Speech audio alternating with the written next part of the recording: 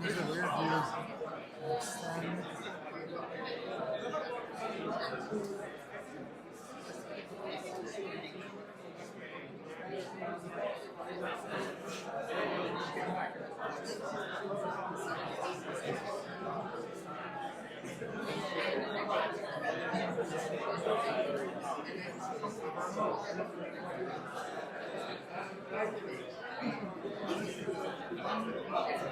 Oh, there you go. Sorry, man. Yeah, if you're free, we got one seat, unfortunately. No. Yeah. Okay. You're gonna keep it on. You want me to say anything? Yeah. Well, so we'll have Qlay go first, and then we'll go in between. Okay. You want to go after Qlay, or you want me to go? It's up to you. You go. I'll have you go. Maybe all the judges go, then you go, and then I go. Okay. So Qlay introduces judges go, I go, then you go. Yeah. All right. Yeah. If you want to take a seat or I'm gonna grab my stuff. Yeah.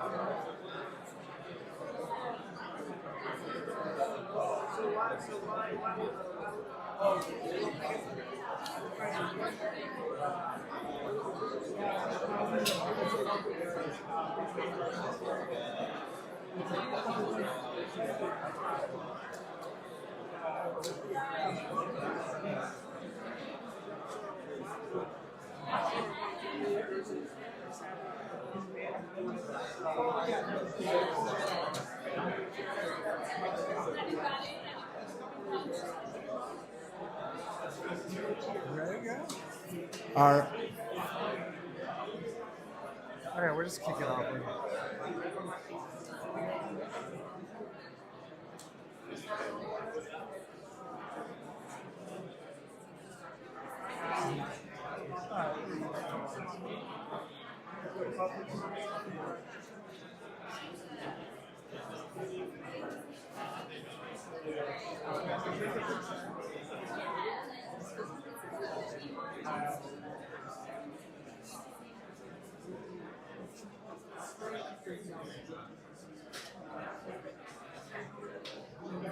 Where's he going? All right, everybody. Hello. There's a little bit of static. Hello. Is it because of this? Oh. You want to move this down? Technology. All right, I think the battery fell out, or the magnet. Oh, there's a magnet. Hello. Here you go. All right. Hey, everybody. Thank you for coming. Welcome to AI Pitch Night. I guess AI is being branded on everything, so we just decided to do that too. So who's excited to be here? Woo! Come on. All right. Who's excited to be here? Let's go. Hopefully this mic holds up, but awesome. We got 8 pitches for you today. Super excited. I had a colleague review them, so you can blame it on him. I actually have not seen any of these pitch decks, just to not be biased. I did say I would give preference to anyone who emailed us at the last pitch night, and we didn't get anybody emailing right away. So there you go. But yeah, so we got 6 amazing judges. So is that better? Okay, so I'll first have Qlay, who's our other host of the event, go first. So we have Toku from Qlay, and then we'll introduce the judges, and then we'll have some other words from what I'm doing, and then we're gonna get right into the pitching.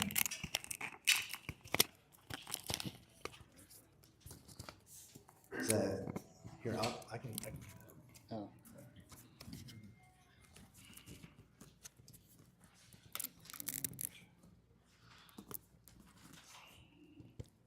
Okay. Hi everyone, thank you for coming today. My name is Toku. I'm one of the co-founders of Qlay, and basically I'm the guy to the right. And basically, we source and screen engineers on your behalf. It's basically a platform that's similar to like Upwork. It's a marketplace for engineers, except that we pre-screen all the candidates using our AI interviewer tools, and only the ones that pass our screening get to be on the platform. So basically, you end up not having to spend so much time screening through candidates like you would on Upwork and similar platforms.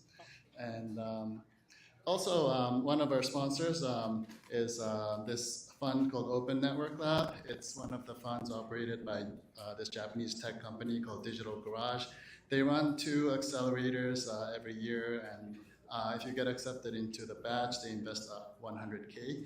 So yeah, that's an announcement. And also, we host a lot of events. Mostly in San Francisco and sometimes in the South Bay. So there's an interesting event coming up next week, actually on August 5th. This is going to be a plug and play in Sunnyvale, and we're collaborating with McDonald's and also Tesla. And basically, it's the theme is how these large non-tech giants like McDonald's, CVS, Peet's Coffee, like how they're utilizing Gen AI to do their innovations. So I think it's going to be interesting. And then on August 18th, we have our monthly AI Talks event. So every month we have these.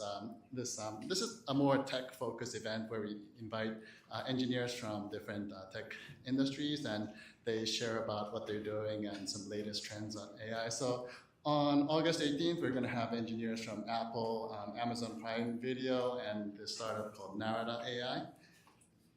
And also, as part of our campaign, for those who showed up here to this event today, we're doing this campaign where if you book a demo within the next 48 hours, you get 400 free engineering hours. So this is the QR code to scan and book your demo. And that's it from me. Thank you. Awesome. So I'm going to have all the judges come up and just introduce themselves.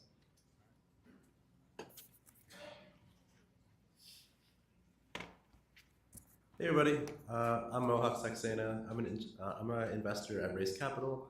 Previously, I was at _VC in Boston, and before that, I was an early machine learning engineer at a startup out of Boston called Data Robot. At Raise Capital, we're investors in software infrastructure companies in the areas of AI, data, dev tools, and vertical AI applications. So if you're building in any of those, please come and see me.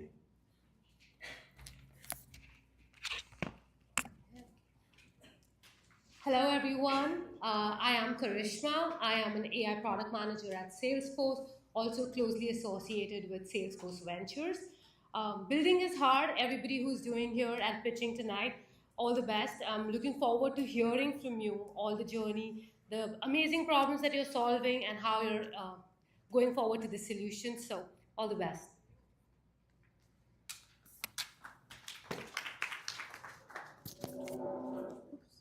I'm Aki Jiang. I work for a fund called WIL, W-I-L. It's a global venture capital firm based in Palo Alto and Tokyo.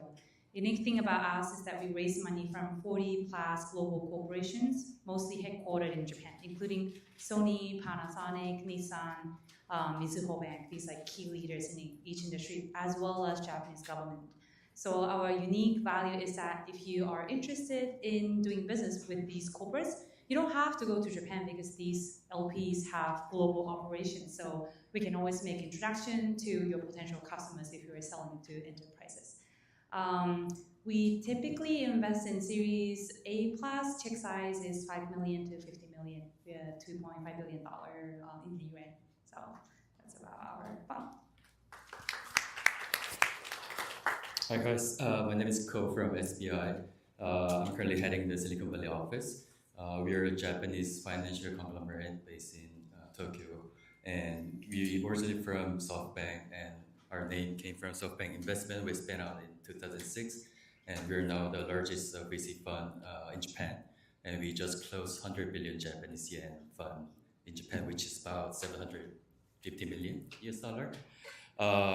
Here in US, we have two separate funds, one in Silicon Valley and one in Seattle. And two are the early stage focus fund. We are sector agnostic. And for Seattle fund, we launched the fund 2 months ago, partnering with Qlay. So we have also incubation acceleration program working with University of Washington as well. Happy to hear and looking forward to it. Thank you.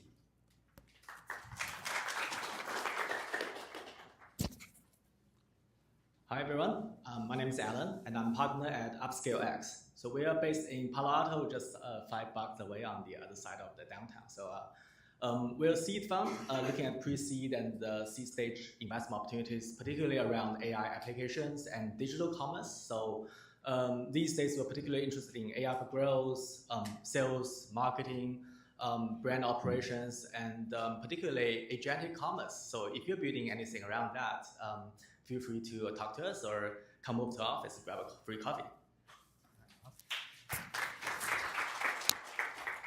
Hey, my name is Tim at Context Ventures. We're San Francisco based. We are pre-seed investors. We like to call it inception capital just because probably in 2 years it will be called pre-seed. We're pretty active. We've done 2 deals in the last 45 days. Our typical check size is $250K to $750K. We've done 40 plus investments across all categories. You don't have to be an AI founder to pitch to us. I know everyone says they're AI. We're heavily in fintech, defense and dual use, consumer, B2B/AI. About 85% of our capital to date has been invested in military veterans, but we invest in all types of founders, veterans, civilians, I jokingly say even aliens, as long as you can just drive great returns. My background, West Point, 6 years active duty, infantry. I'm actually still in the reserves. Next year I'll retire, thank goodness. And after that, went to grad school, joined a startup, started Context Ventures in 2021. A few things, we do a lot of event collaboration with Dev and the Qlay team. Most of the time our events are in San Francisco. It's good to see that there's actually founders working in Palo Alto and people coming out on a summer in Palo Alto. I tend to think Palo Alto is much more chill and people don't work as hard. We have some upcoming events. We have a diverse VC conference, mostly for GPs and LPs, September 10th at our office in Digital Garage. We've got a military veteran start conference February 10th and 11th. And then Dev is working on an early stage summit that we can share more about. Thanks, everyone. All right, thanks, Tim. All right, so I'm just gonna get our stuff loaded. Yeah, just give me a couple minutes. Give me one second. So yeah, I'm Dev Chandra. I'm the founder of Startup Intros. So I'm just pulling up our little deck, and talking about what events we got coming up. All right, let's.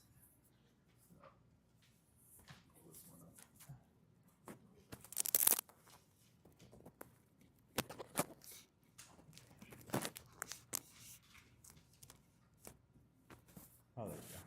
I'm like, where did the clicker go? Do we have a clicker? Toku, do you have the clicker or no?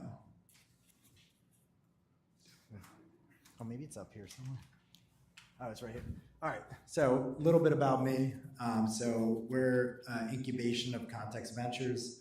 I'm the founder and CEO of Startup Intros. So our big thing is to democratize startup funding, whether it's through grants, getting connected to the right VCs, and then we're getting angels interested. So what are we doing? We know that it's super inefficient, right? You got to come to something like this, hope you might meet the right person, or maybe you send your deck into the ether and then somebody's like, oh, that's actually a great idea. Let's invest. So we're really trying to figure out the best way to have ideas go to the people who would be interested in them the most. So that's what we're building. We're building a platform where you get to upload your deck. You get to get directly put with the contact info of like VCs that would be interested in what you're doing, because it's, there's so many VCs, but they're not all your ideal VC. Just like you're not your ideal, company for everybody, right? You shouldn't sell to everybody. And then we're also trying to make it easy that you can just reach out follow up with people, and then stay on top of all your connections. And then also get competitor intelligence. So when you're done raising, you can then go and see what is your competitors launching, are they raising? And that way you know, like, if your competitor drops a product launch, you're the first to know. So we're doing a lot of events. So this is like our marketing. So we're like really believe in community and content and really trying to get people interested before we're building the product. I know that's not, people think you need funding, but we're just gonna go for it. What are we doing different? That's how we're different than all the other platforms out there. So let me just skip ahead. So we got some upcoming events that are awesome. So we got a live podcast tomorrow. So you get to hear two VCs. It's Tim and Akar from Fairview Capital. So if you want to be a fly on the wall and hear how VCs talk to each other about investing, about what ideas are trending, this is the place to be. And then on Wednesday, and these are both going to be downtown SF. We have Caffeine and Capital, and this is just an informal setting. There's no panels. It's you just come, hang out, meet other VCs, other founders. I think it's a lot more founders, but we've surprisingly had some VCs come too. And we're doing a live podcast with Milana on August 12th. And then that's also in our place at Digital Garage. And then lastly, on August 23rd, we're doing a early stage summit. So this is all day Saturday. We're gonna have panels from people building apps to help you build your app, like vibe coding tools. We're gonna have panels with early stage VCs, and we're gonna also have panels with, founders that are successful and can help you with the marketing or with the ops and whatnot. And so what are we doing? So we're doing two things we're asking for. So the first one is if you have a community and you wanna have a space where you wanna bring a community together, we co-host events with people. So we're doing an operations-focused event in August. The details will come. We're also doing a product manager-focused event for a product manager community. And then we're also looking for strategic brand partnerships. We're already partnered with a couple big brands, so we would love to get in front of other brands that are really promoting, building, and creating. So that's all I got. So now, how does the pitch night work? So unfortunately, we had like 40 or 50 people apply, so I couldn't pick anyone, and I didn't even do all the pickings. Actually, I had a colleague do it. So we're a lot easier than YC, but still, it does take some competition to get in front of here. So, which is awesome, right? We have really great ideas. So I'm gonna have each presenter go. You get 5 minutes. You get to really woo the judges here, and then you get 5 more minutes to then get Shark Tank style questions thrown at you. So you have to be ready for both. So we're gonna have Tomato go first, and then I'll have Cello, Credo, and Ash Sheldon ready to go for the first half, and then we'll do a few more startups in the second half. So, all right, let's get to it. All right. Okay, let's see. Yeah, this works. Okay, I'm just gonna set up here. But while I wait, I'm gonna do a public service here. Who's here to raise money under $1 million? Raise your hand high. Okay. What about $1 to $5 million? Who's here for that? Okay, some hands up. Over 5 million? Okay, one person in the back. Here. I'm just gonna log in. He's got a really cool demonstration, I've heard, so I'm excited for this one. Wow. All right. Okay. And your time starts now. Okay, here we go. So this okay. So I'm Ofer, the CEO of Tomato AI, and tomato, different ways of saying it. What we do is we reduce the accent heard on calls. So accents are beautiful, but they can cause business friction. I don't know which accent each of you has a challenge with. I know for me it's like a Scottish accent. When I'm on the call, I'm really straining to follow what's being said. And so we all assume that, that's the way it is. But in the future, just like you have noise cancellation on calls, you'll be able to hear it more the way you're used to. It'll be just very natural, part of every conversation, especially cross-border. An initial application for this is call centers, India, Philippines, places like that, LATAM, where there's this can be a real differentiator. A call center that makes their agents, let's say, sound like they're from Ohio, will beat out call centers that don't, catering to people in the US. So in terms of the team, actually one more thing is we're raising $4 million. We already have $750,000 of it. We just recently started. Now this is a seed extension on top of $12 million raised. We're building our own AI. It costs a little more money, but it's tough to then compete, once you have the tech. I sold 2 startups to Google that I was CEO of, and also one to Ask.com. And I've closed some of the largest call center deals in the world. So when you call AT&T or Verizon today, you're speaking to the voice virtual agent my team built by modeling millions of past conversations. Closed over $500 million in deals for call centers. My co-founder sold the virtual agent startup to Google and then led speech to text and text to speech engineering at Google.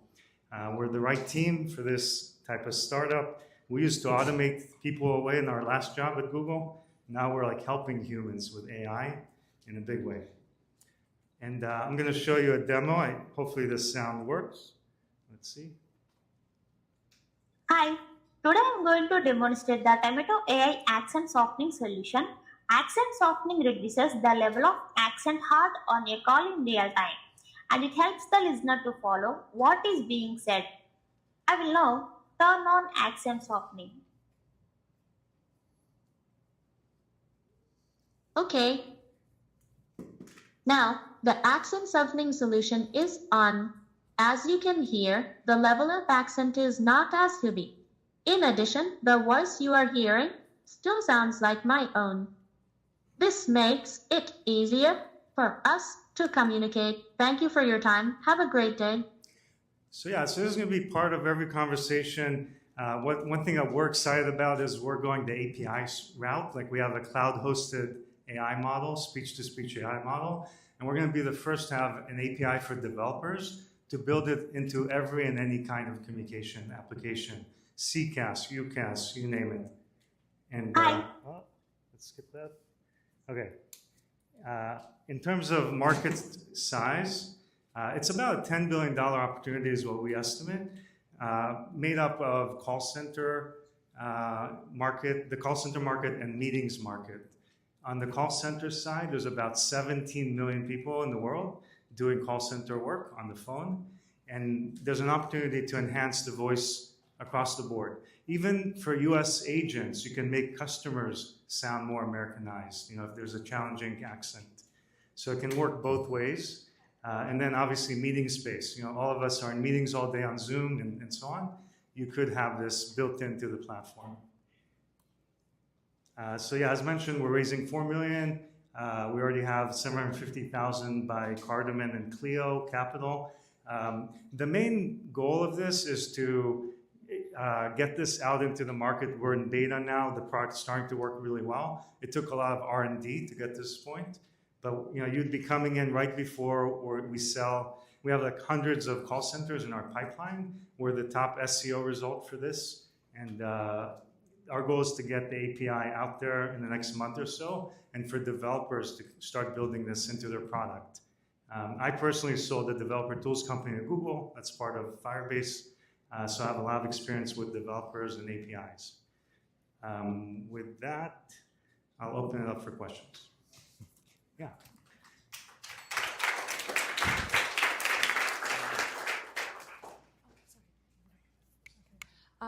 This is great. Thank you for the presentation. I actually look at a company in this space and really excited about this industry in general. So I would love to learn more about how you're thinking about competition, like existing player, this Sanas. Yes, exactly. So is there any technological mode or go-to-market differences? Yeah, we made a key difference in terms of how we build it compared to our two main competitors, Sanas and Crisp. Sanas just closed $65 million at $700 million valuation and $30 million ARR. They're showing this willingness to pay. They're on-device AI. And what we hear from their customers is you can run out of memory and CPU on device. Agents often have low-end PCs. We chose to do it on the cloud, so it's hosted near the agent on the cloud. It's a much more capable AI model. It's a universal accent classifier. So instead of what you do on device, which is you can only load one accent on the device, we have this universal accent model. Because of that, we can handle both sides of the call, the customer side as well, which has a diverse set of accents. And we don't have to run, we don't run out of resources on the PC. So you can use the low-end machines. The last thing I'll mention is really the API strategy. Because we're on cloud, we can wrap it with an API and developers can build it into their product. Are you able to already see any improvement in the conversion rate with early customers? Yeah, so just on Friday, one customer that sees on average 2.5 warm leads a day on average saw 5 leads. So there's some significant improvements that you can see. Amazing. Yeah, we were great pitch, by the way.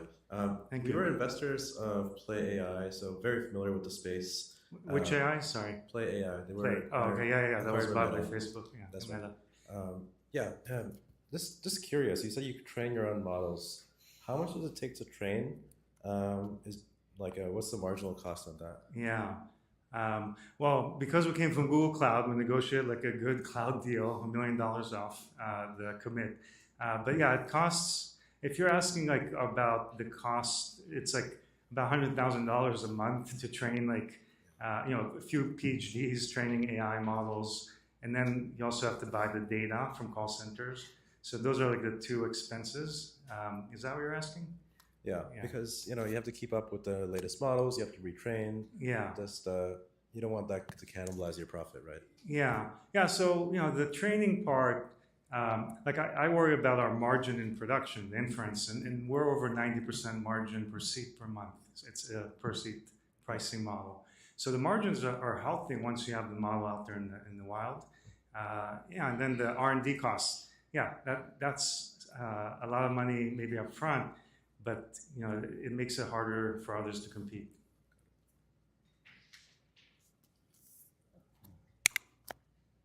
Hi, I'm curious to get more insights on the customer setup because we're talking about less than automation, like full automation of AI. We're talking about in specific situations when you need a real human being to deal with the customers, but you're not comfortable with the accents. So how is it going to evolve? Yeah. Will customers ultimately ask for full automation instead? Yeah. So I've worked on some of the biggest automation projects in the world, and I've seen the difference between the hype and reality. You go into a Verizon, there's no API that's under 1 second, which is what you need for voice. So that takes 3 years. But yeah, there's a lot of, the automation will happen. At the same time, if there's AI that makes offshoring more viable, that also is a trend that will happen. So there'll be millions of seats that use this kind of speech accent AI kind of technology over time. And then we're going to move on to meeting space, where there's a much bigger population that could benefit. Really, we don't care what the topic is they're talking about, so it could be applied anywhere. Yeah. When you come to customers, what are the key metrics they're looking for? Say that last thing again. When it comes to customers? What metrics? Oh, metric. Okay. So yeah, so each customer has their KPIs. If it's support, it's average handle time, callbacks, CSAT. If it's sales, it's like revenue, close rate, onshore transfer. So yeah. Right. So actually I have 2 questions. One is the way Salesforce we are trying to build is to eliminate the call center directly, to have agents directly ask. And there's another component of VAPI and so many voice agents. They're trying to build that. And second is, because it's a softening agent, how are you training and how are you testing the accent changes? Yeah. I'll do the second one first because it's quick. We have hundreds of real call center accented utterances, and we run each new version of the model against it, and we have people vote. Mechanical Turk. You do mouse scoring, 1 out of 5, and you score things for naturalness, accentedness, acoustic quality. It's a very well-known way to do it for speech products. So we do that. If you're asking, did you ask about automation and how do we combat that? So yeah, again, we're going from like a 0-seat market. There's like 30,000 seats today that have accent AI across the 3 competitors to millions. This is going to be ubiquitous. You can't compete if you don't have it on and you're running a call center, let's say in Costa Rica, pick a country. So this will become table stakes for offshore call centers. So our market is mushrooming, and the same can be true for automation. That also will grow. It's coming from both sides, helping the humans do better with AI, and then automating some of the calls. The easier calls will be automated initially. At Google, it took us 2 years to go from 30% to 40% automation at telco companies. It takes time. Awesome, thank you. Okay, thank you. Thanks, Oprah. Now we're gonna have Jenny and Caden come up and talk about cello, and we're just gonna do a quick swap. Here, I'll give you a second, Mike. Feel free to use.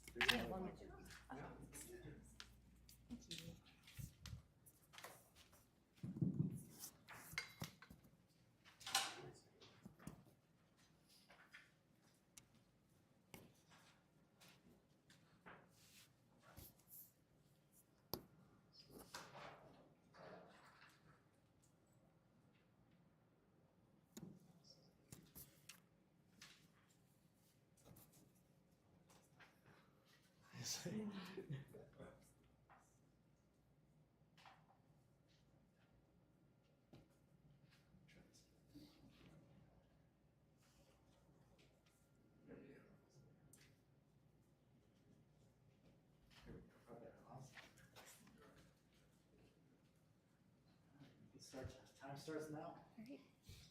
Wow. Jenny, this is a good-looking crowd. Wow, Kaden, you're right. It's not easy looking that good. You're right. We've talked to hundreds of people who have zero confidence in their personal style and only wear 20% of their wardrobe. And they return a quarter of what they buy. Looking good and feeling confident is not easy to do. Hi everyone, we're Ginny and Kaden, and we're here to make the rest of the world look as good as you. I'm Ginny. Kaden and I met as roommates at Stanford Business School, and before then I taught advanced analytics and built predictive models at EY, and then later go-to-market strategy at LinkedIn. And I'm Kaden. Before business school, I led a retail consulting team at BCG, and then I led a product and analytics team building new products at Capital One. And so together we have 15 years of experience solving problems with data and human-centered design. So when Jenny and I first set out to solve the styling and shopping experience, we did so with professional women like us in mind. But then every time we ran a test or rolled out a new prototype, it was overwhelmingly professional men who flooded our inbox. It turns out that the Lululemon ABC pant Patagonia vest outfit combination is really starting to hit its limits. But in all seriousness, men are massively underserved. The current styling services and content don't cater to them, and hiring a personal stylist is expensive, it's time-consuming, and it doesn't scale. And it turns out it's not just shoppers who face this problem. Retailers are looking to obtain and retain loyal customers. Stylists are drowning in admin work and having a backlog of clients. And so that's why we're building Cello, to give everyone access to a personal styling and shopper. So here's how it works. First, we capture everything about your personal style in under 30 minutes. We use computer vision to capture and digitize everything in your existing wardrobe. We scan your body because we know that fit matters. And then our AI styling tool synthesizes your style goals and preferences. We take all this data and your stylist takes over. We know you have your own personal goals and aspirations, so your stylist meets you where you are. And then that could range from building your own capsule wardrobe to packing for a trip, or just rediscovering joy in what you already own.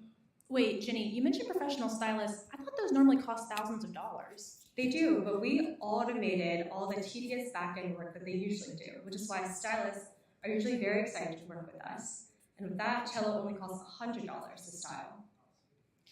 We're excited because we know the opportunity size is massive and we're capitalizing it at the right time. We're starting with a launch market of professional men because they are massively underserved, but that's just the tip of the iceberg.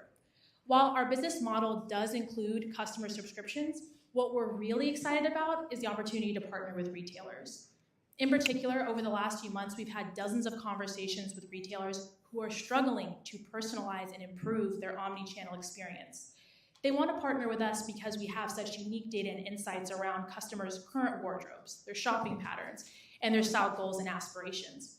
We're helping them better connect the online and in-person shopping experience, making this a $25 billion opportunity in the US alone. But that's not the only reason we're excited. We're also excited because we're taking a fundamentally different approach from others in this space. So others in the space are solving the shopping problem by investing in AI styling. We're taking a different bet. For now, we think that styling, a lot of that comes from the confidence of what you already own and working with a professional stylist. So having a stylist, you get the human confirmation that gives you confidence, and that's something that AI currently can't replicate. So we're officially launching on August 1st. We have a waitlist with hundreds of customers. We're in conversation with a number of retailers about partnership. And we're kicking off our pre-seed raise next month to further evolve and scale our product. So if any of you have Lululemon ABC pants at home, please come talk to us. Or you can visit our website and join our waitlist. Thank you, and we can't wait to sell you a checkout.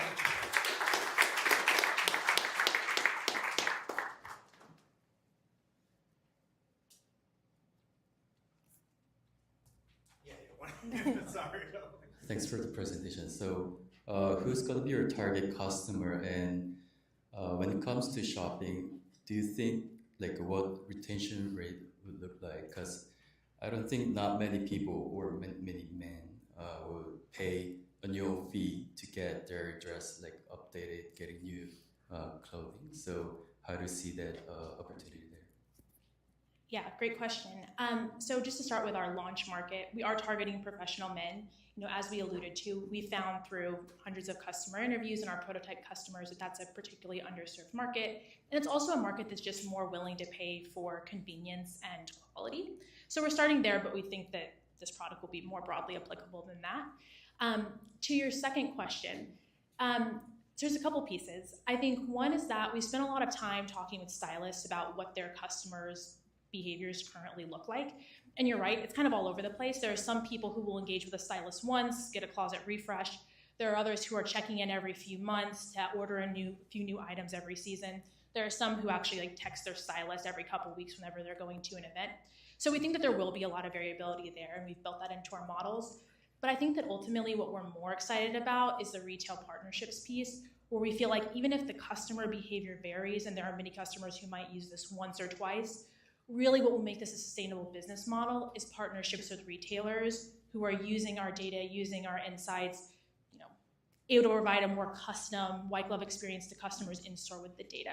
So we think that the customer piece, to your point, that's going to vary, which is why we're really excited about the retailer piece as we think about kind of longevity and recurring revenue.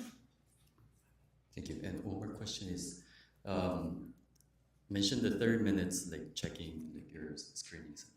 And could you elaborate more on the technology side, like what core technology inside this 30 minutes styling check?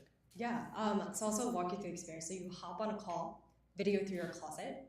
And so for the tech, we use like computer vision. Right now we use a Grok model, and that's able to quickly identify the clothing you have, tag it, style, color, cut, what the item is, and that's actually quite good. And then we use a reverse Google image search API to make it look like a magazine cover. So when you have that, the style is able to see your entire closet.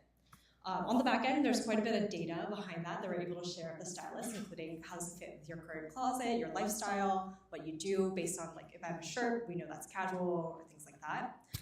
Also identified by like season and color. So it enables a stylist to quickly gather the information of a user, their contacts, what they like, what they don't like, and kind of really help them speed up the process. Thank you.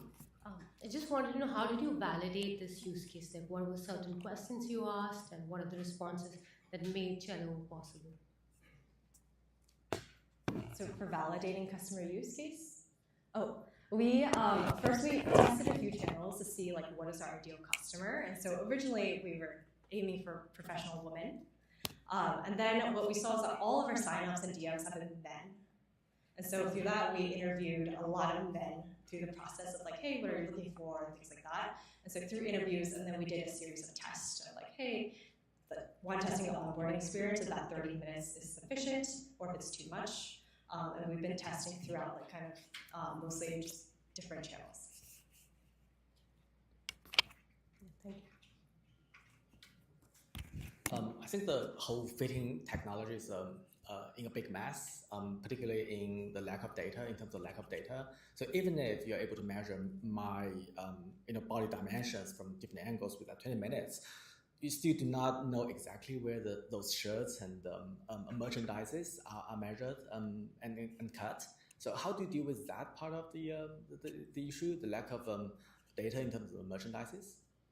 Yeah, so a lot of it, so what we tested from talking to like Stitch Fix, a lot of it is, yes, they have your body measurement, but it doesn't really determine what someone should buy. Exactly. Yeah. And so while we have it, it's more like how do you feel in it? And so one thing that we built out, and we've heard that same from our customers, is like, hey, like I actually want to get feedback again from my stylist. And so we're building in a feedback loop of like, talk to your stylist again, they try it on, how do you feel? And then they reiterate on that. Mm-hmm. I see. So you don't necessarily have to digitize everything. You just send them to the customers and try it and have them feedback. Yeah, we digitize as much as we can in about 30 minutes. We did do a customer, it took 15 to do his whole closet, but on average it takes about 30. Makes total sense.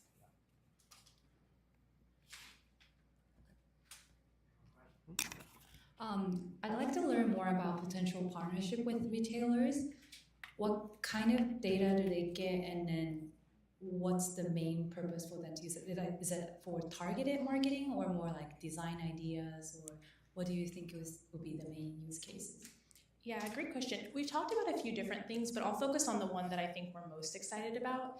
So something that the retailers that we've been partnering with have been saying is that they're really trying to solve this omni-channel experience. So in particular, I think this was surprising to us, but Gen Z is actually shopping more and more in stores. And so retailers are trying to figure out, how do you bridge someone's in-store experience with their online experience? And I think that can be challenging right now, where when you walk into a retailer in person, they don't have a lot of your information. Maybe they have some information of what you bought from them in the past. They don't know what's in your current wardrobe. They don't know your broader shopping and styling kind of behaviors. And so we've talked with retailers about, is there a version of this that someday kind of exists with the retailer? So when a customer walks in, that retailer knows this is what this person already has, these are the gaps they're shopping for, and here's how an in-store stylist or sales associate can actually go to a customer and meet those gaps. So I think it's helping retailers acquire customers and meet their needs in a much more targeted way that right now is just difficult given the limited data that retailers have, particularly in-store. Got it. So it's not like you're expecting users to start purchasing clothing on your platform, but it's more like they go to see like stores, physical stores, and then share their data from your platform with the store, or how? Yeah, great question. So we've been exploring both. We've talked with some retailers about being an affiliate channel, and I think that's something that we're going to continue pushing on. But I think more long term, we actually want to move to a model that's less about being an affiliate channel and is more about solving this broader kind of customer experience omni-channel problem. Got it. Thank you. All right. I'm actually got the ABC pants on right now. But we also have our friends at Tesla in the back. We got Kevin and Aaron. So if you want to go drive in a car or have it drive you around, just go see them in the back. So they're doing this all night. Well, not all night, but until the event is over, obviously. So you can go check that out. Awesome. And then we got Cam, right? Karn. Yeah. Karn. My bad. No worries. Get your, yeah. All right, let me get you set up.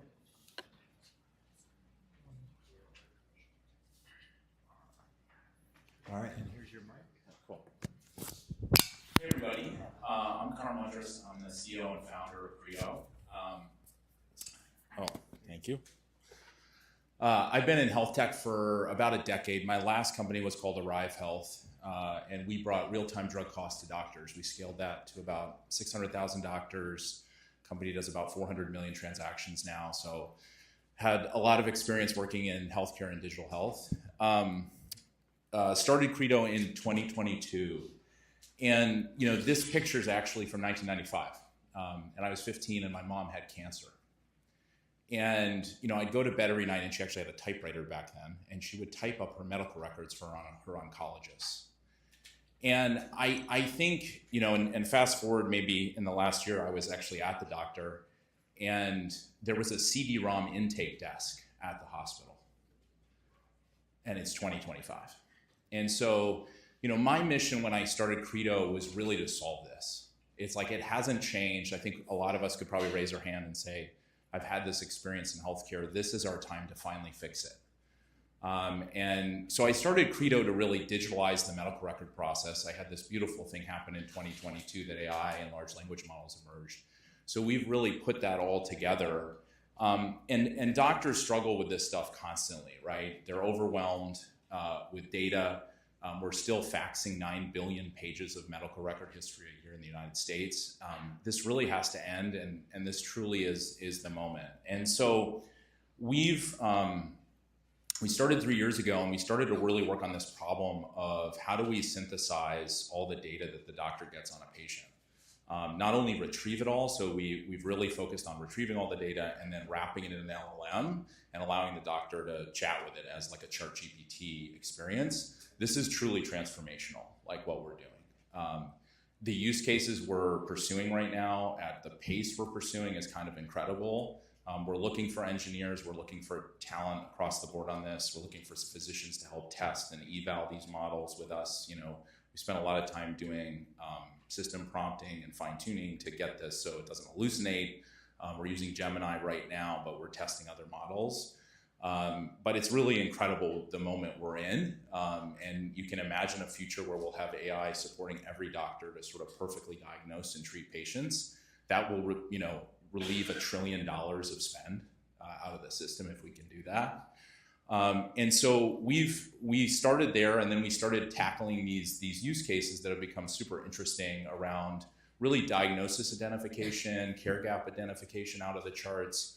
So we'll do things like, it looks like this patient you're not documenting or treating their diabetes based on what we're seeing, or we'll do even more advanced suspecting where we might be seeing the indication of a disease, and we'll bring that forward. We do have humans in the loop in some of these processes still today. And then we'll do care gaps. We've done things like, has this patient had a colonoscopy? Have they had a mammogram? Can we see that in the last 2 or 5 years of history? And bringing that all to the point of care embedded in their EHR. So we embed these tools inside of Athena, inside of Epic. So it's right there. That was really my background, is bringing my last company, bringing cost transparency to doctors. So we've now done this with clinical insights. And so we've grown extremely fast. We're scaling about 20% growth per quarter right now. We've only raised $12 million. We're at $7.2 million run rate. We're monetizing each patient about $55.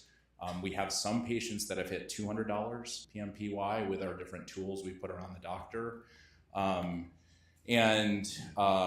We've seen really high acceptance rates, so very high engagement and acceptance once you get the tooling in the workflow with the doctor. So today we read the scheduler feed on the patient, we pull all their charts, we wrap that in an LLM, and then we abstract certain insights and then embed that at the point of the care so the doctor can go through it. I think that's really it. If you want to use, we'll probably set up back there. If you want to try chatting with a chart and a synthetic patient, we have that available to you. It's very fun. You can just think up a use case and try it. We're looking at raising our Series A right now.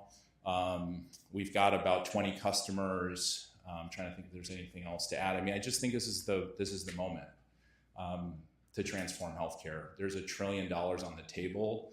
Imagine a world where we perfectly diagnose and treat every patient. Just imagine that world. There's 12 million misdiagnosed in the United States per year. We kill 250,000 people, and it's the third leading cause of death is medical errors. This is the moment to fix all of this. And, I'm on a mission to do it. So if you want to join our mission, come back and meet with us, but thank you for the time.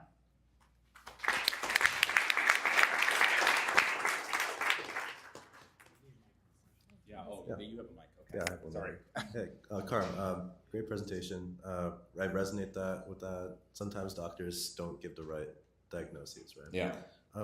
My question is, what's your main go-to-market channel? Is it through Epic or directly to hospitals? Like, who's the buyer here? We have two go-to-market motions. We have an enterprise sales team, and so we do like a lot of account-based marketing, mainly focused on outpatient facilities, not large hospitals, like where we're going after primary care specialists. Outpatient care is really where we think it is going to be. That's the future, right? Everything's moving out of the hospital into the home, and really outpatient care. So we're really focused on helping primary and specialty care doctors. We've seen a lot faster uptick, quicker decision making. So we have a whole enterprise sales teams that's selling that on an account-based marketing. And then, like the ChatGPT is free. We've seen a lot of really good, we give it away for free to upsell them into our other products. We think that's the right go-to-market motion. So we've been giving that away for free and then learning and then upselling them into our other products. Our CAC's about $650 right now. We think we can get that way down, but the LTVs are very at $55 a patient. Like there's a clear CAC to LTV there that we think is really scalable.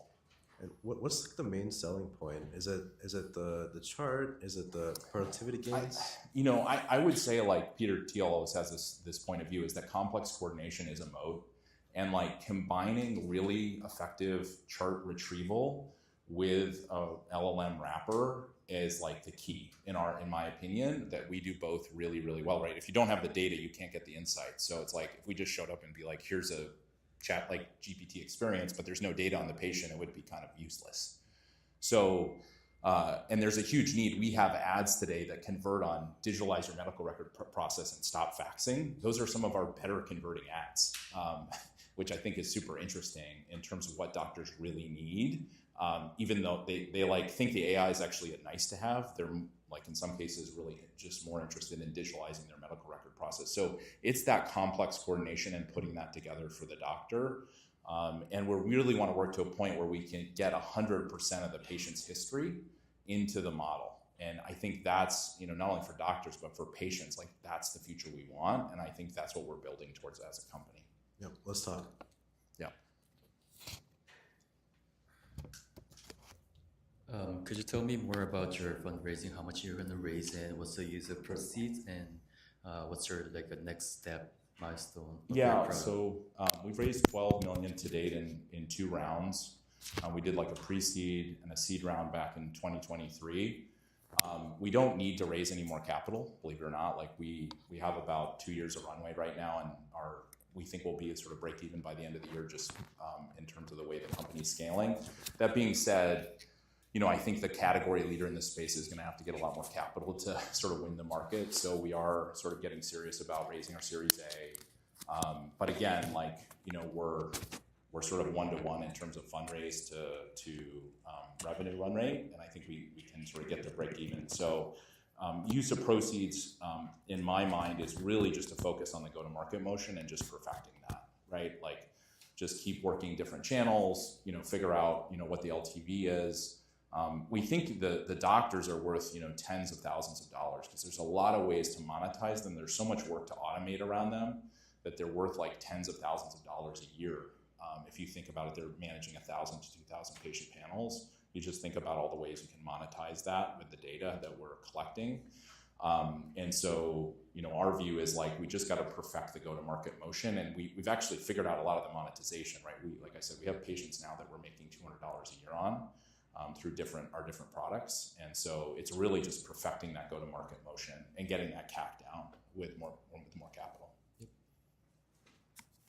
Which integrations are the most important? Is it EMRs or is something else? I think you ultimately want to own the workflow here. Like I really see a future like when we're with doctors and we're seeing them in the encounter working with the co-pilot, like that's when it's the coolest and they're documenting. We really want to get to a place of perfect, diagnosis and treatment. And most doctors, right, are 12 years behind the standard of care, right? And so we've got to get these models really tightly integrated. The other thing in healthcare is switching costs are really high. So the more we embed ourselves in those clinical workflows, so we've, worked to integrate into Epic and Cerner and Athena and ECW and all these different EHRs, and we have tooling to do that now with what, typically is called the Smart and Fire app in healthcare. And I think that's the key thing. if you look at where we're going with these models, like Microsoft's latest model, if anybody saw that research paper, is 85% accurate on diagnosing patients, and it was 4 times better than any doctor. And it did less scans, less labs, less consults. So it actually, better diagnosis at a lower cost, right? Which is kind of the trajectory we want to be on. So getting in that clinical workflow is so important, because it's not just diagnosing, it's treating and being alongside that. How are you treating? And that really means you have to be in the EHR, and that's where we want to go. Are you integrated in any EHR right now? All of it. We already are. Epic, Cerner, Athena, ECW. We have like 9 we can integrate with. There's like a long tail. That's part of our use of proceeds is expanding into that long tail of EHRs. It's a pretty heady problem. This was something I worked on heavily at my last company, and it just takes a lot. You've got to both work direct integrations and then work with the EHRs to do this stuff. And it takes a bit of time, but it's well worth it to get into the side of that clinical workflow. Awesome. One more question? Yeah, we do one more. I wanted to learn more about the pricing structure. You said it's $55 per patient per year. Yeah. How do providers decide a group of patients to use this? Yeah, they pick. So they'll have a panel that they'll give us of patients, and they'll say, hey, we want you to pull all the charts on these patients, pull out these clinical insights with AI, and we'll pay you a per year fee to just monitor that whole population. So that's how we monetize their patient panels. Got it. So we'll pick up all their Medicare Advantage members and their geriatric population, for instance, and we'll analyze that group of patients. But it's really up to the provider of which part of their panel they want us to monitor and add in these clinical insights. And it has recurring nature because these patients visit. Yeah, these are really a lot of these patients have high acuity, so they're they're constantly evolving. They're getting more conditions. Some conditions are going away, right? They're going to hospital. They're going to specialists. There's follow up, right? If you think about a lot of the patients we're managing are geriatrics, so over 65. So they're usually some patients we have 10 plus conditions, but most are 3 to 5 conditions they're managing and seeing specialists and doing follow up. So getting all that data, having that alongside their primary care doc means that we do continuous monitoring on them on a year in, year out basis. Got it. Yeah. Thank you. All right, thank you. Yeah.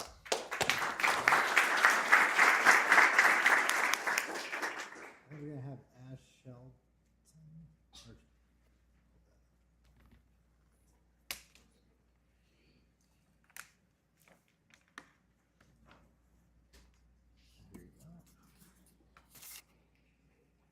In the past 5 minutes, I could just make ramen. Now I have to pitch. So here you go.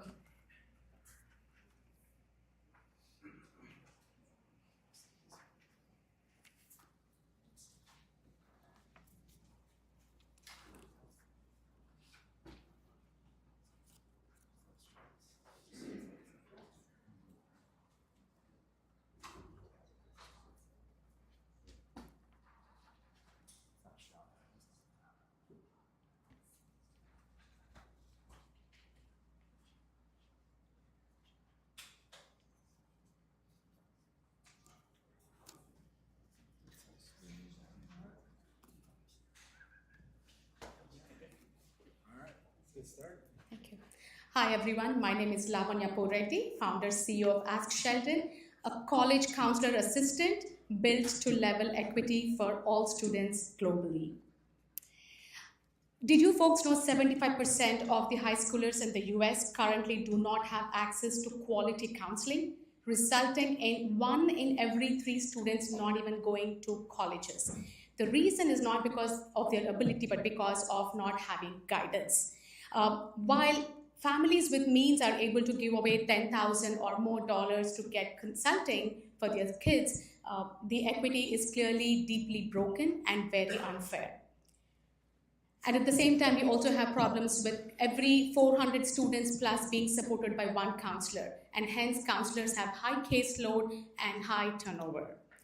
Ask Sheldon is here to fix that issue by combining, of course, AI expert guidance, but supporting college-going students, parents, as well as teachers and counselors. And how we do that is by actually using voice and chat support to the students, understanding what their goals are and following their goals and giving them guidance. We support them with college strategies, essay applications, SAT, ACT exams, as well as scholarships and financial aids.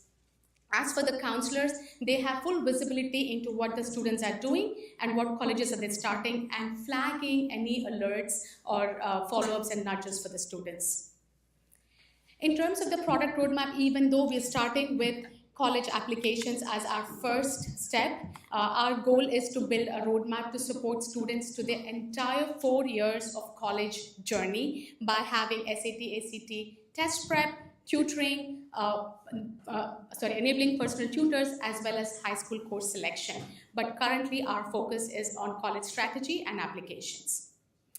The opportunity is, again, the numbers speak for themselves. This is just the number in the US, serving 15.4 million high schoolers in the US. But Ask Sheldon can be used by every student who wants to pursue their education in the US. Why now, and why we're trying to solve for this problem now? Firstly, the counseling entire work stream goes unnoticed in most high schools. I think AI is ripe right now to help with personalization, and EdTech is ripe for reinvention again. And that is why we're trying to solve the problem now. In terms of what are we doing, this is our current goal with our 6 months and next 1 year trying to hit 1 million ARR. And fresh off the press, we actually are revenue generating as of last week. In terms of early traction, we have seen, we actually launched in, maybe I should go to that one. We launched in May 2025. Our goal is to have soft launches with 5 schools by Q3 and so on and so forth. And we'll be doing nationwide rollout. We also have 2 pilots lined up as soon as the schools open. In August, we'll be running pilots with multiple schools. And in terms of a strategy, we will be working with going through key cities in US, expanding nationally, and going globally through 2027.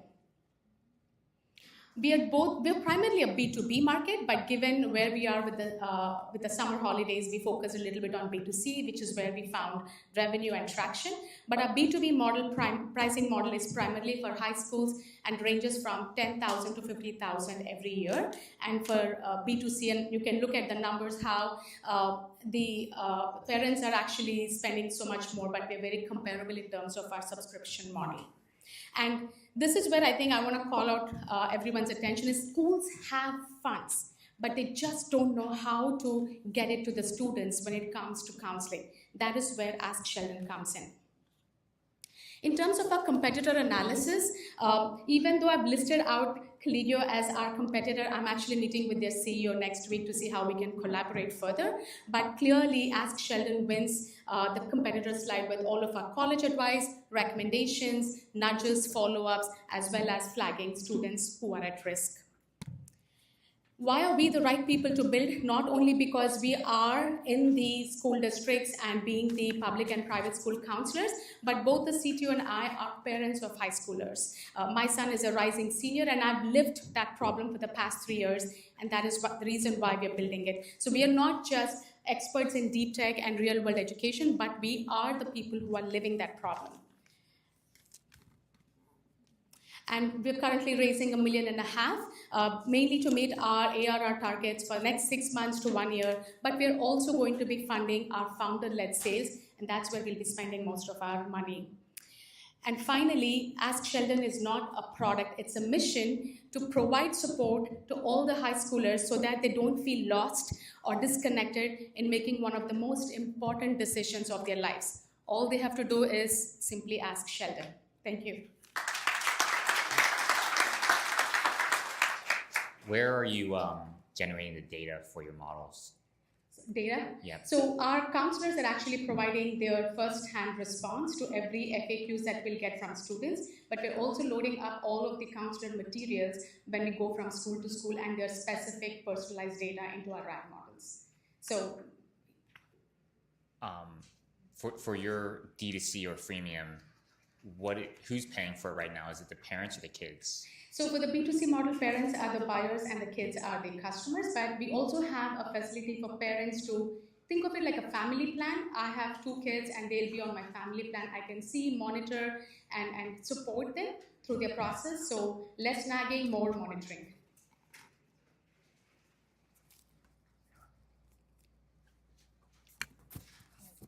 Thank you, Lavanya. One of the things that I was thinking is, of course, students need guidance, but they also suffer from other problems like ADD and anxiety. So is your model or your product built in to handle that as well for the preparation, or is just the knowledge that they get? So when we go to the SAT, ACT or the tutoring model, that's where exactly we will handle that. But the whole reason why we named the product Sheldon is to give a persona of a person who would know it all. Like who would say, if I said ask Lavanya, I'm like, yeah, I bet she knows all the answers for which school or college to go to. But when you have a persona of Sheldon, people feel less intimidated. They feel more welcome because they relate to a character, and that person knows it all. So when we come to the SAT and the tutoring models, we will be taking into account everyone's personalized behavior or needs. But for college strategy, we are going specifically related to what are your goals and how will we give our counseling and guidance based on that. But if there is a special need kid, we will be, if they ask for it and if we get to know, we will be giving them college courses which are tailored to them or colleges which are addressing those areas. Go beyond. I know you said your roadmap is international, but how about like grad school? A lot of people think of grad school. So the question is, how is it going to scale to grad school?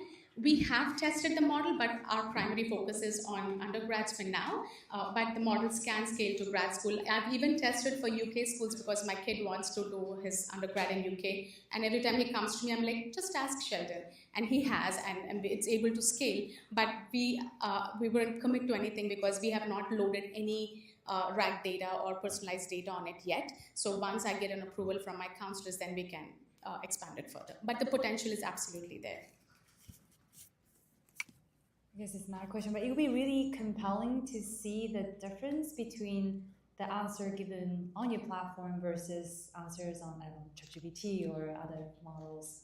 I guess because you use this unique data, the answer will be really different, but it will be really interesting to see the difference. If you have any examples. So we actually use OpenAI as our LLM model, and the responses are very different simply because if you feed in an essay, ChatGPT is going to rewrite the essay for you. We don't do that. A real counselor does not rewrite the essay, but they give a structure in terms of this is what's missing in your essay, this is the center of the prompt, and this is how you want to structure your answer. But we do not rewrite. So that's the first thing that differentiates us from an LLM model to what Ask Sheldon does. Second thing, we remember your goals. So every recommendation is based on that, but ChatGPT doesn't give you nudges, follow-ups or feedback, and doesn't say, I remember you were looking for an internship in data science. UC Berkeley has something for you. But we actually do that as part of our CTAs and stickiness factor to send back those reminders and nudges to the students. But the biggest differentiator is how counselors have insights into your progress, and instead of looking at 400 students and starting from scratch, they can now come to you and say, I see you are struggling with this application, financial aid, scholarship, and then help you directly. So that's the biggest win for Ask Sheldon. That makes sense. Thank you.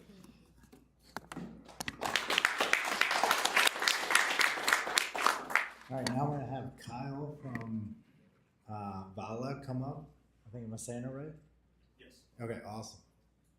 Sweet.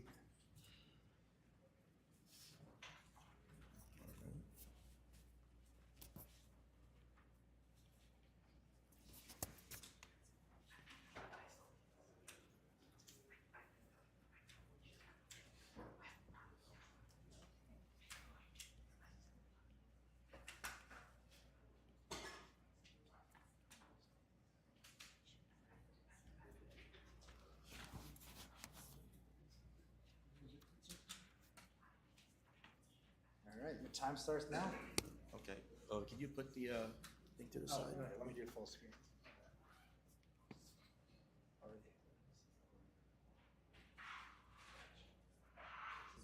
Oh.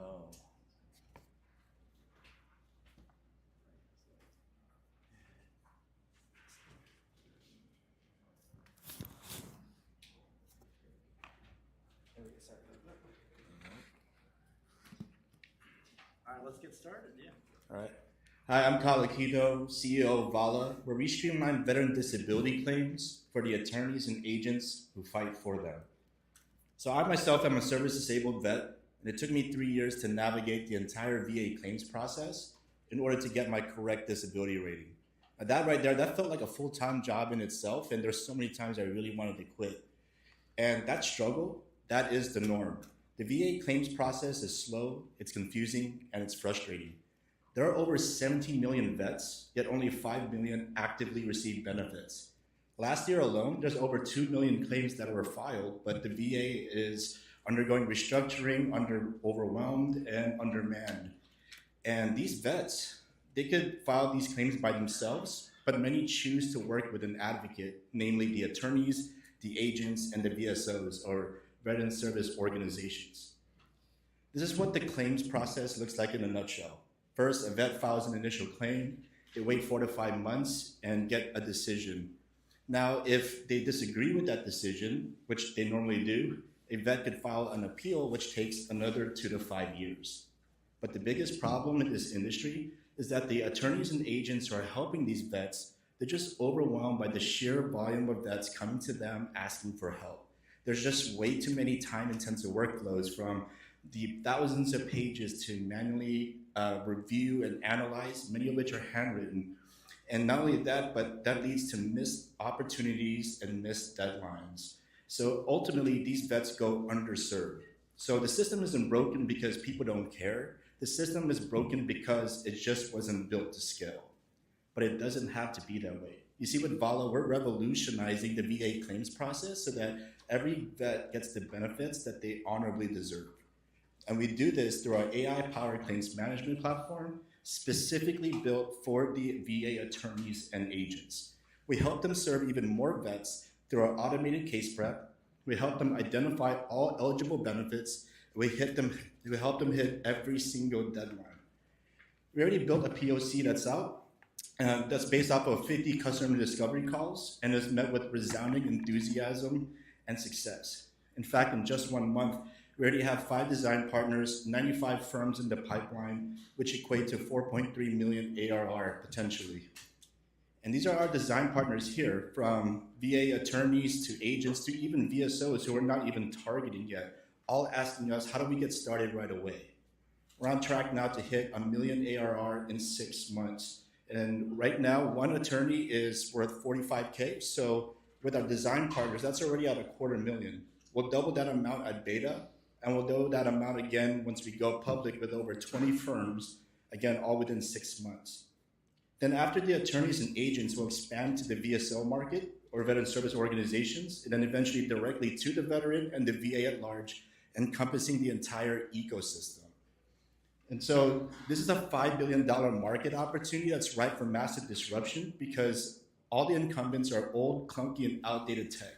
Our close competitor, Page, they're just 2 tech bros who have no VA or military experience. They don't understand the space. They don't understand what we've been through. But I have, and we have, and that's why we'll win. In fact, we have the best team in place to actually do so. I was a naval officer, successful entrepreneur who's actually lived this. We have James Campbell, who's our CTO, prior Air Force, who built AI at Anduril and at Primer.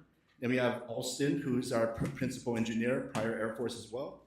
And then you have Amanda, who's one of the top attorneys in the entire industry as our advisor. And we're backed by Forum Ventures. Not only did they fund us, but they also provide their venture studio to help us build. So being veteran-led, VC-backed, and attorney-backed, we have the right team in place to really go to market and win. We just opened up a 500K safe, and 100K's already been verbally committed for thus far. This is to help us with our execution runway to convert our $4 million pipeline and to raise from a position of strength come spring of 2026. Now, the future of veteran advocacy is this. It's faster and smarter, and it's also built to scale. So let's make it happen here together. Thank you.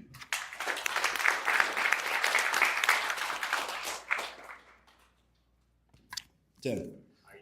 Who's paying you? The attorneys and agents. But like, is it on a per successful case? Is it on like a percent of the disability? They're paying upfront, just like they do with any other software. So per case upfront. Right now, it's just to have access to the platform, like a CRM of sorts, a case management platform, like a Qlay. And then additionally, later on with all the other AI add-ons, then it'll be on a per usage basis if they wish to use it.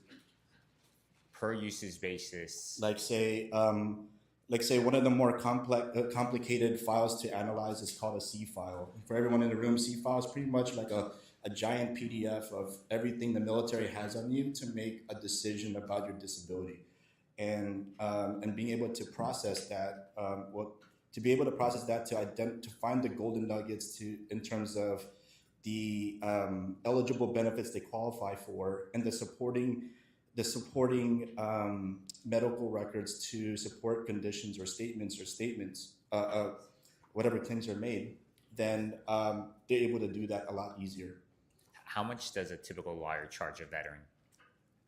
Say it. How much does it? Yep. Oh, they do not charge a veteran. The attorneys and agents, they cannot legally charge a veteran. They only get paid on the retro, which is typically about 20% of the back pay. Got it. So most of your lawyers are helping vets who are disputing the claims, not necessarily vets who are doing the first-time claims. Correct. So which is why I put the whole claims timeline. The appeals timeline is where the attorneys and the agents make their income, but they make an income on the back end. Yes. Thanks for the presentation. I think this is very impressive and mission-driven business. But as a VC investor perspective, how we can get return out of this business? This is quite. You mentioned about the TAM, the size of the market. Yes. But still, we don't invest because of 4 million pipeline. So I think it's more like a comment, but I think you better mention yours like a long-term story goal and how you get involved with VC investors to make even us make money. So absolutely. Yeah. So what's your an exit strategy of your business? Exit strategy, it's potentially either being acquired or we IPO. I mean, there are other verticals that we could expand beyond the VA process. Like we have a lot of overlap with Social Security, disability insurance, and the rest of the entire claims industry. And then there's a lot of applications beyond that as well. Yep, thank you. Yep. I assume that attorneys already have their own CRMs, but are they going to use a separate CRM just for VA disability, or is it going to be integrated into their existing CRMs? This is meant to play along with whatever tools they have currently going on.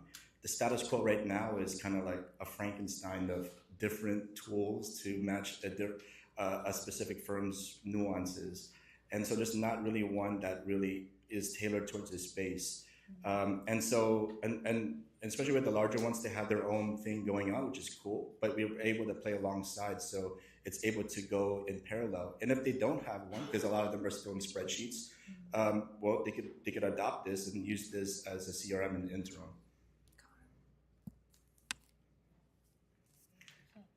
And to answer to further elaborate for you there, Ko,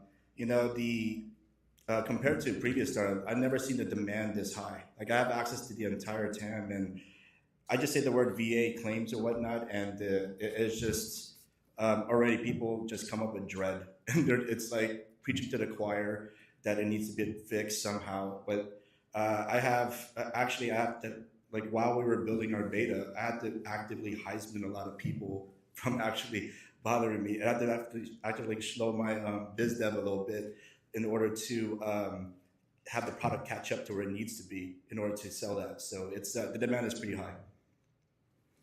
For the lawyers, as you know, I'm very familiar with this this problem. What are the percent of successful appeals that lawyers do, right? Because I'm trying to think about how much the lawyers get paid and what percent the lawyers are willing to pay you and how much. Right. They're not paying us from the back end. At least not yet. Understood. Yeah. But that is something we're moving towards. That if we're able to provide such a significant amount of value that is so integral to their operation, which we believe it would be, then that would be the discussion that we would eventually have with them. Is to, hey, you could use this right now up front with as many veterans as you need, and you win, we win. Have any lawyers successfully appealed a case yet with your software? Not yet. Okay. Yes. Cool. actually, as next month. So. All right. Thanks, Scott. All right. I got Luca from Penn State. I keep saying that. We'll get you up here. Here, you want to get the mic?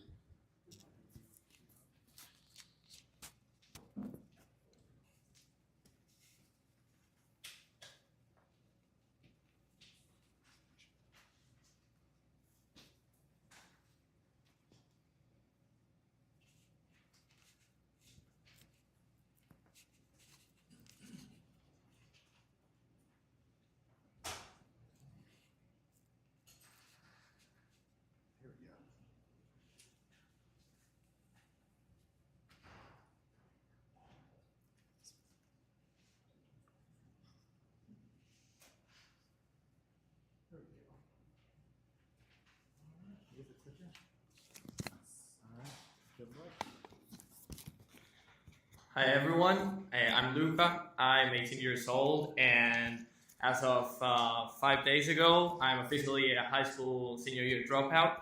And before we start, thank you. And before we start, I have a question for you guys. When was the last time your flight was delayed? Think about it. Think about the time you lost and the money you lose, because time is also money, right? So what if I told you this could have been prevented? Well, let me talk a little bit about me first, and then I'll talk about my product. I began to code at the age of 12, and ever since I can remember, I've always wanted to be a pilot. I've been passionate about aviation, right? And well, recently also about air traffic control. I'm a virtual air traffic controller and virtual pilot. I've been for about 6 years. But well, you guys might think, what is this guy doing here? He has to be training to be a pilot. But well, there's a story behind that. Why am I here today? Well, unfortunately, last year in September, around the 20th of September, I think, I lost the hearing of my left ear. So I'm kind of deaf from my left ear. And that's, you know, this sad moment in which the doctor tells the little guy that he's not going to be able to follow his dreams. And a normal person would have been depressed and sad. But instead of this, I just, out of my pain and my new handicap, if one could say so, innovation was born. During my exchange last year in Denmark, I would go to Copenhagen Airport every day watching planes land. I took with me my radio, and I would hear air traffic communications between the air traffic controllers and the pilots.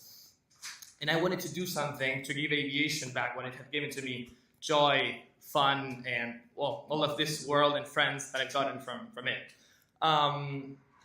So basically, I just began to see that there were a lot of errors in miscommunications, and well, also that pilots weren't actually doing what they were told to do. So well, that's when I got it, right? I wanted to do something to fix this. Also, because I knew that my friends and also my uncle, which are pilots, were not safe, because lots of accidents and errors began to happen. And if you guys check on Twitter or TikTok, every day things are happening. And that's why I'm here, to tackle these errors. Because with one misunderstood clearance, it could just cost lives and millions of dollars to aircrafts, to airlines, and to, well, passenger timing and lots of other stuff. So let's talk about the human error factor in the aviation field. 85% of aviation accidents and incidents stem from human error. And that's the ones we're tackling. But not only that, but also we're tackling the delays in flights. We're developing a technology we'll talk about later to reduce about 50% of the delays globally. This 37% of delays globally means a $33 billion loss per year in passenger timing, airline operational costs rising, and so on and so on. Basically, this accident I talked about previously was unfortunately in January, in which 67 people lost their lives. And I've been making some kind of research on all of the accidents we could have prevented with our technology. This is the exact moment for us to tackle that. That's why I created Qlay, the first AI-powered system to help air traffic controllers prevent human error caused aviation accidents and incidents before they happen or before it's too late. And how do we tackle the delays? Well, I created a technology called micro-slot dynamic sequencing, in which we find a way with AI to sequence the aircraft in a way that they can take off almost seamlessly, taking into account lots of factors of aviation physics and stuff. So every day in the US, there are over 45,000 daily flights.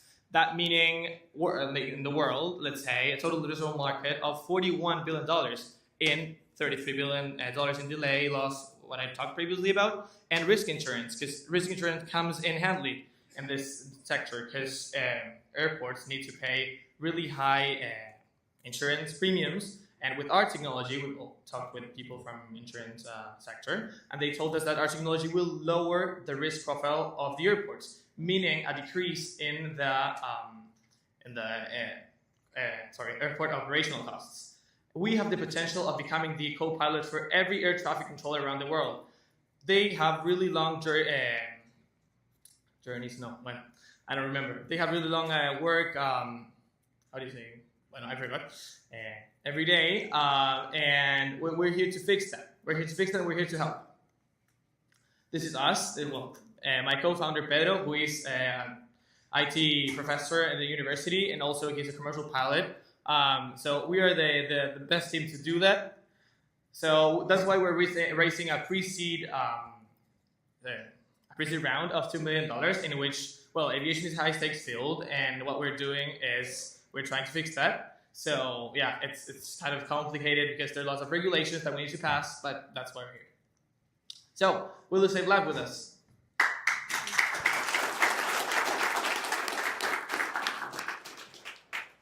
Thanks for the presentation. We're investors in a company called Fly Surely that's helping pilots learn how to fly through AI. I don't know if you've heard of the company at all. What's your go-to-market? Like, how much, like, who are you going to sell to? It feels like it's a long, long sales cycle. How much will it cost, etc.? Well, we are planning now on September, we're going to be participating in the International Civil Aviation Innovation Fair, in which we'll be talking with different aviation national administrations like the FAA, but from other countries. And we also have certain LOIs from the Ministry of Defense of Uruguay, where I'm from, and also with the National Aviation Administration of Brazil.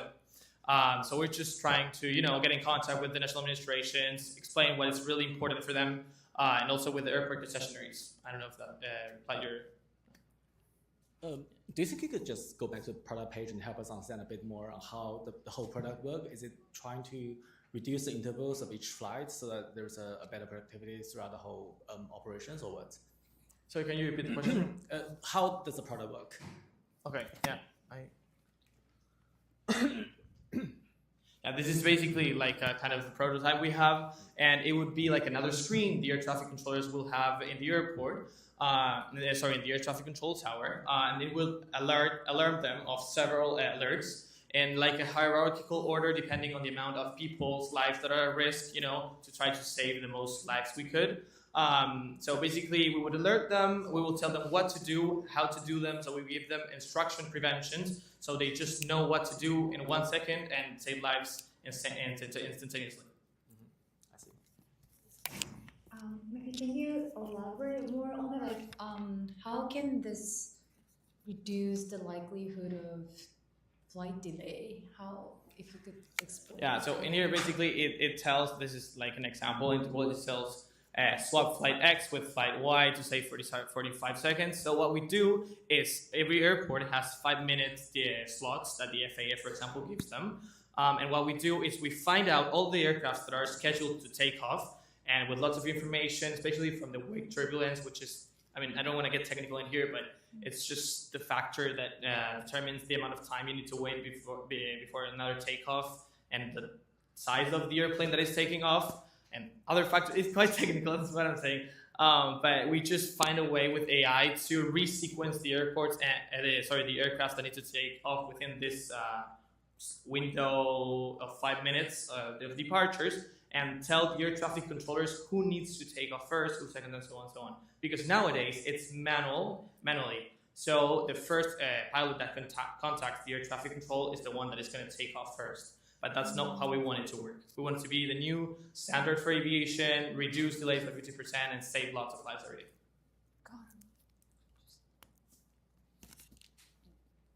So I just wanted to ask Luca that there is already an existing product that they're using today, right? And then you realize that probably it's not AI powered, but it is also human intervened. It has a lot of mathematical calculations, other things that go around in deciding which flights to fly.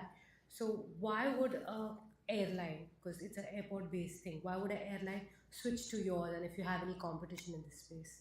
Yeah, so our product is not for the airlines, it's for the airports. It's for the airport concessionaries. So we don't sell to airlines. But nowadays, well, me and my dad, we were in the air traffic control tower in Uruguay in our international airport like 2 months ago, and we talked with the air traffic controllers, and they showed us that the air traffic management systems that they use are really old, you know, and the only alert they have nowadays for our security, for all of us here, is telling us if there's like a potential collision risk. But we prevent those errors before they happen. We listen to what the communications between the air traffic controllers and the pilots, and we figure out if there is going to be an error before it's too late, before they're to happen, before this alert is triggered. Yes. Yeah. What kind of AI are you using, and how do you eliminate or reduce the risk of hallucination and the liability that comes with that? Okay. Come again, please. How do you reduce the hallucination risks that come with using AI and the liability that comes with it? I don't understand the question. Sorry. It's all right. I'll think about it, then I'll get back to you. All right, okay. we can talk afterwards. Yeah. Okay. Thanks.